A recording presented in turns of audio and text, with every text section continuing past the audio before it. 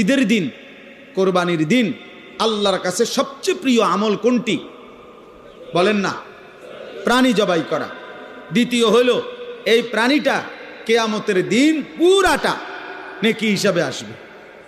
3 number, এই প্রাণীর রক্ত জমিনে পৌঁছবার আগেই কার কাছে পৌঁছে?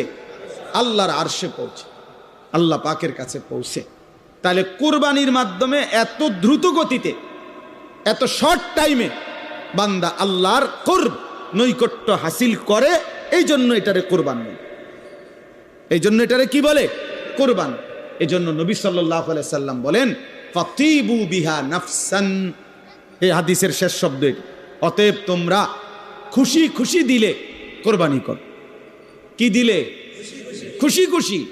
আরো 5,000 টাকা বাড়ায় নাও, আরো 10,000 টাকা বাড়ায় নাও, হ্যাঁ আরো 2,000 টাকা বেশি দাও, যেমনি সুন্দর হয়, যেমনি সুন্দর হয়, খুশি খুশি দিলে।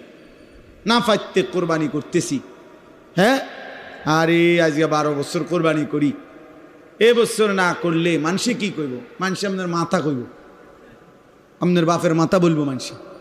মানুষে কি বলবো? মানে মানুষে বলবো আরে আপনি কোরবানি দিয়েছেন তো কিছে? মানুষে বলবে কি আর না বলবে কি? মানুষ দেখলেই কি আর না দেখলেই কি? লোক দেখানোর কোনো মানসিকতা